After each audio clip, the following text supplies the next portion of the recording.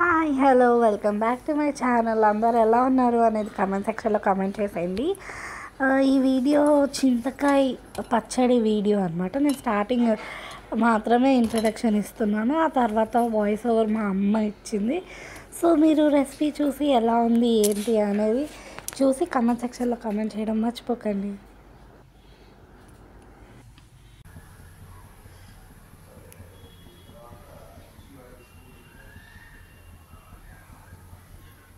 Approximately 4 table spoons oil వేయాలి.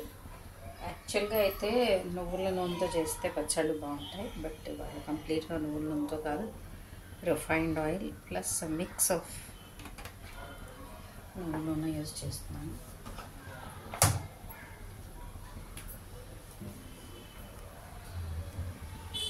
బ్యాడగి మిరపకాయలు అంటారు, అంటే ఇవి కారం ఉండవు, క్రంపుల్డ్ మిరపకాయలాగా కనిపిస్తాయి. అస్సలు కారం ఉండవు, బట్ రంగు చాలా బాగా వస్తుంది. మా ఇంట్లో ఎక్కువ కారం తింటారు కాబట్టి అరౌండ్ 20 బ్యాడగి మిరపకాయలు తీసుకున్నాను.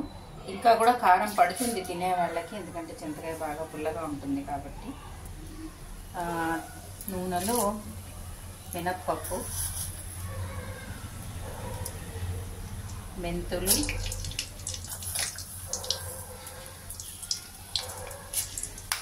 ఆవాలు మరి కాస్త వేసుకోవచ్చు, ఎందుకంటే పచ్చళ్ళన్నిటిలో కూడా ఆవాలు మెంతుల వల్లే రుచి వస్తుంది. మినపప్పు తగ్గించినా పర్వాలేదు. ఇప్పుడు మిరపకాయలు వేసుకోవాలి.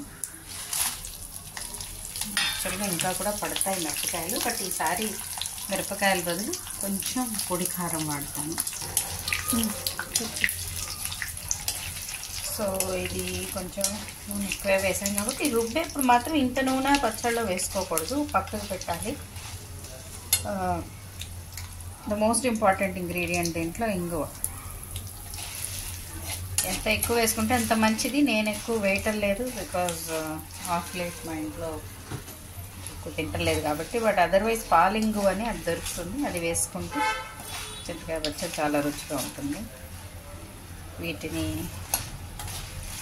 మిరపకాయలు మంచి మరూన్ కలర్ వచ్చే వరకు ప్లస్ ఆవాలు చిటపట్లాడే వరకు వేయించుకోవాలి. పచ్చడి చాలా ఉంటుంది.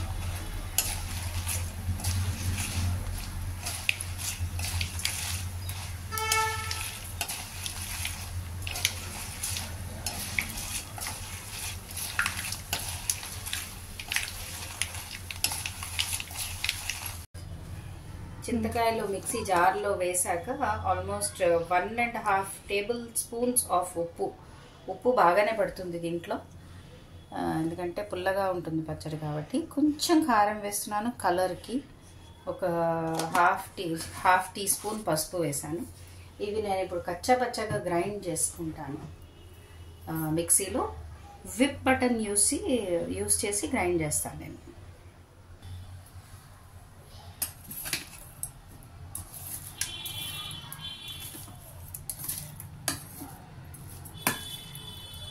మామూలుగా రోట్లో చేసుకునేట్టయితే ఈ స్టేజ్లో ఒకసారి బయటికి తీసేస్తాను. ఇప్పుడు కూడా ఐ థింక్ బయటికి తీసేస్తాను.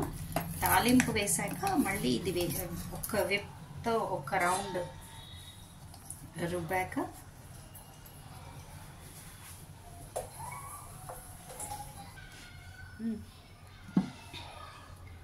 ఇప్పుడు అడుగున కొంచెం బాగా బరగ్గా ఉన్న పార్ట్ చింతకాయ ఉంచేసాను, దానిపైన తాలింపు వేస్తాను. ఇప్పుడు ఈ తాలింపు కూడా సగమే గ్రైండ్ చేస్తాను, ఫుల్గా గ్రైండ్ చేయను, ఒక్కసారే విప్ చేస్తాను.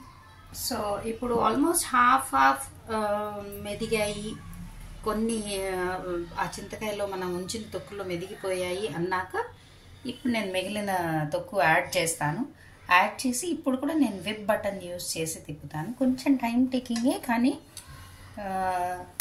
రోట్లో చేసిన రుచి వస్తుంది. రోట్లో కూడా ఎవరైనా చేసేటైతే చింతకాయ దంచుకున్నాక కచ్చాపచ్చాక పక్కకి తీసేసి తాలింపు దంచుకొని మళ్ళీ ఆ చింతకాయ తొక్కు వేసి ఒకసారి రోకలితో బాగా తిప్పుకుంటే అసలు ఆ టేస్ట్గా చాలా బాగుంటుంది. ఇవాళ అంత ప్రయత్నం చేయటం లేదు, నేను మిక్సీలోనే చేస్తున్నాను.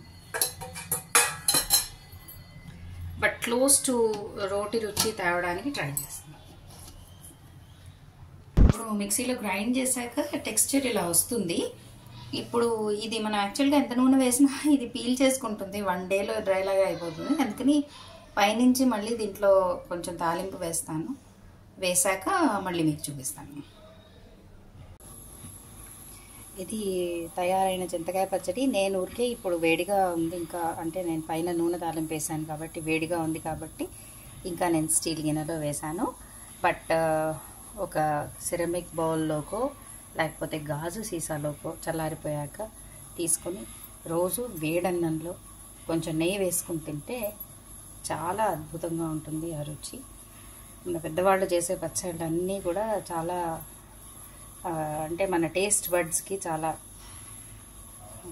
టాంటలైజింగ్గా చాలా రుచిగా ఉంటాయి. సో మీరు కూడా ట్రై చేయండి.